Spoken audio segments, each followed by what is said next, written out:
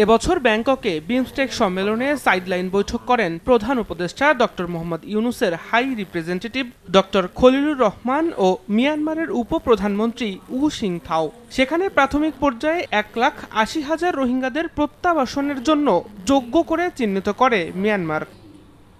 কিন্তু আরাকান এখনও যুদ্ধ বিধ্বস্ত। এ অবস্থায় রোহিঙ্গাদের ফেরত পাঠানো কতটা ফলপ্রসূ হবে তা নিয়ে শুরু হয় আলোচনা।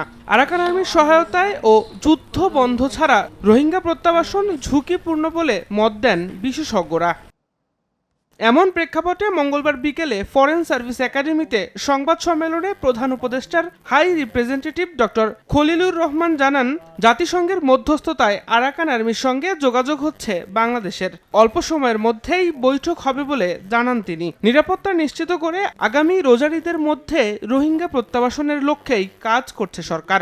2,50,000 রোহিঙ্গার তারা রিভিউ করেছেন এবং তার মধ্যে তারা 1,80,000 রোহিঙ্গাকে আইডেন্টিফাই করেছেন যে যারা মিয়ানমার থেকে এসেছে, আর বাকি 70,000-এর ছবি এবং নাম নিয়ে কিছু কনফিউশন আছে, সেটা দূরীকরণের জন্য আমরা দুপক্ষে আলোচনা চালিয়ে যাব।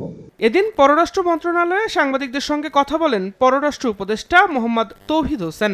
বিমস্টেক সম্মেলনে ইউনূস মোদি বৈঠক প্রসঙ্গে তিনি বলেন, শেখ হাসিনাকে দেশে ফিরিয়ে দেওয়ার বিষয়ে কথা হয়েছে। আমরা তো তাদের কাছে চেয়েছি যে ফেরত দেওয়া হোক, তাকে বিচারের সম্মুখীন করার জন্য।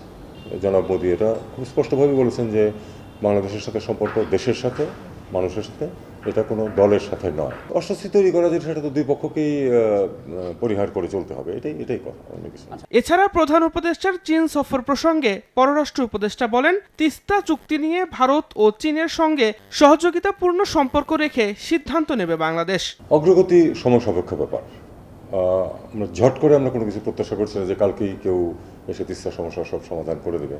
আমাদের একটা আমরেলা MOU আছে এই নদীর পানি একটা অত্যন্ত জটিল এবং গুরুত্বপূর্ণ বিষয়। আমরা জানি আমাদের জন্য, সবার জন্যই, আমাদের জন্য বিশেষ করে সিজনাল ফ্লো যেখানে খুব বেশি তফাৎ হয়।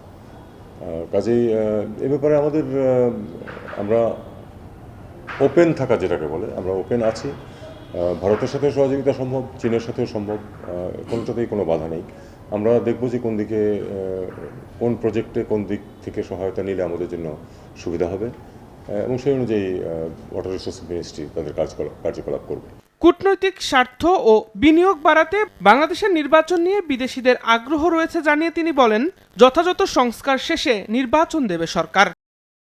দিন মোহাম্মদ সাব্বির, সময় সংবাদ, ঢাকা।